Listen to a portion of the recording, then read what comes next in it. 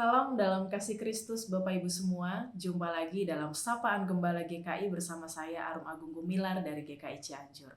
Sebelum kita memulai perenungan firman Tuhan, mari kita mengawalinya di dalam doa. Mari kita bersatu di dalam doa. Allah kami, Sang Sumber Kasih, kami bersyukur kasih-Mu senantiasa hadir menemani perjalanan hidup kami. Dalam menjalani hari-hari kami, perkataan-Mu menjadi sumber kekuatan bagi kami untuk bisa terus melangkah. Sebentar kami akan merenungkan firman-Mu, maka kami memohon, kiranya Roh-Mu yang kudus memampukan kami untuk bisa terbuka akan setiap kebenaran-Mu. Kami menyerahkan permohonan doa kami ini ke dalam pengasihan-Mu, di dalam nama Tuhan Yesus Kristus kami berdoa. Amin. Bapak Ibu Saudara, tema renungan kita hari ini adalah bercerita kepada Tuhan, yang didasari pada kitab 2 Samuel pasal 22 ayat 7 yang berbunyi demikian. Ketika aku dalam kesesakan, aku berseru kepada Tuhan. Kepada Allahku, aku berseru. Dan ia mendengar suaraku dari bait-Nya, teriakku minta tolong masuk ke telinganya. Bapak Ibu Saudara, tentu kita semua sepakat bahwa media sosial ini adalah tempat bagi kita untuk bisa terhubung, menjalin relasi, dan juga ruang bagi kita untuk bisa menemukan berbagai informasi. Tapi seiring berjalannya waktu, media sosial tidak hanya sebatas itu. Media sosial juga dipakai untuk mengungkapkan perasaan. Nah, pada tahun 2019 ada satu istilah yang ditujukan bagi pengguna media sosial, yaitu sad phishing. Sad phishing merupakan sebuah istilah yang berasal dari dua kata, sad yang artinya sedih dan phishing yang artinya memancing. Jadi sad phishing adalah kegiatan mengunggah sesuatu yang bersifat emosional, yang bersifat menyentuh, yang asumsinya adalah ingin menarik simpati orang lain.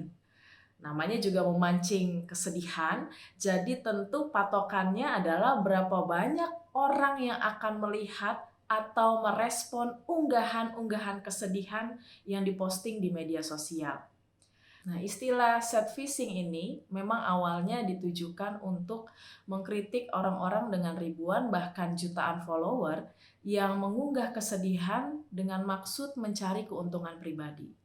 Tapi Bapak Ibu Saudara, sadar atau tidak, perilaku ini pada akhirnya menjadi gaya hidup hampir semua pengguna media sosial, khususnya di kalangan anak muda, yang dengan sadar mengumbar perasaan kesedihan, rasa cemas atas berbagai pergumulan hidup yang mereka alami. Nah, ini terjadi karena dalam kehidupan nyata, ada perasaan tidak ada satupun yang peduli. Merasa lebih nyaman bercerita tanpa harus ditanggapi langsung.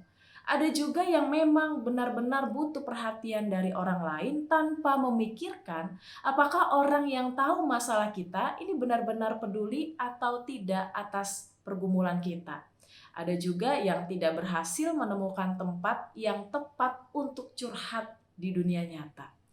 Maka tidak perlu heran kalau kita akan menemukan pengguna media sosial yang seringkali melewati batas karena melupakan pentingnya menjaga kerahasiaan pribadi. Nah, Bapak Ibu Saudara, mungkin fenomena ini pernah kita jumpai, bahkan tanpa sadar kita pun melakukannya.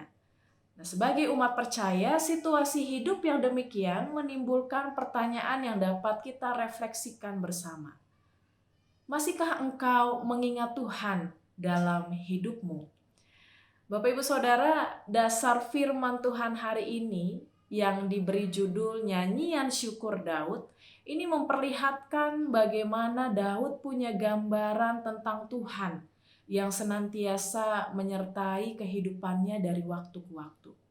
Dalam situasi yang sulit, dalam situasi yang mengancam kehidupannya, Tuhan menyelamatkan hidup Daud. Itulah kenapa di mata Daud Tuhan adalah benteng yang kuat, gunung batu, dan perisai yang membuat hidupnya aman. Pengalaman iman inilah yang membuat Daud yakin bahwa hanya kepada Tuhan dia dapat secara terbuka menyampaikan apa yang sedang ia rasakan.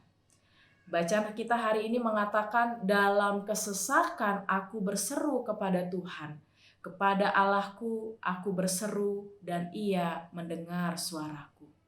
Allah menunjukkan kesetiaannya dengan melindungi dan lebih dalam lagi, Ia menjadi sahabat yang setia mendengar seruan umat yang bersandar penuh kepadanya. Nah, Bapak Ibu Saudara, hari-hari yang kita jalani ini mungkin diwarnai dengan kesesakan yang membuat kita tidak mampu menanggung perasaan itu sendirian. Seperti Daud yang bergantung pada Tuhan, kita juga diingatkan tidak mencari tempat lain yang mungkin saja justru membuat kita jauh daripadanya. Sebaliknya, sebagai umat percaya, kiranya kita tetap mengingat bahwa ada satu pribadi yang selalu setia mau mendengar seruan hati kita, yaitu Tuhan.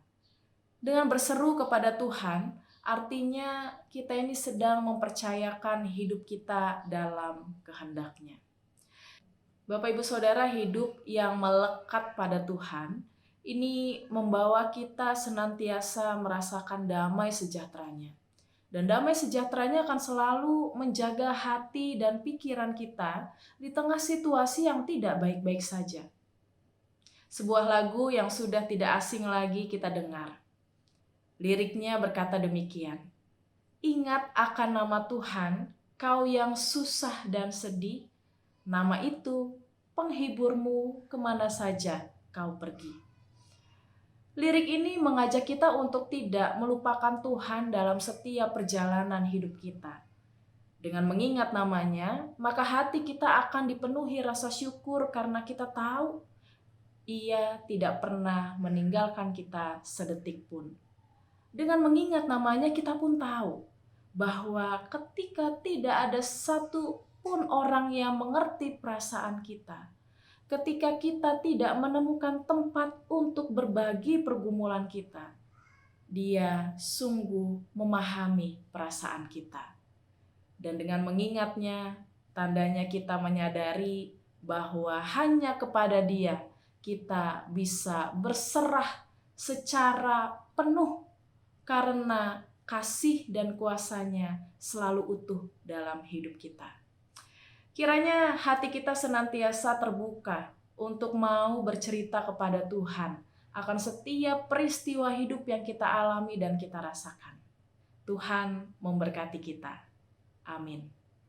Mari kita menutup renungan kita hari ini di dalam doa.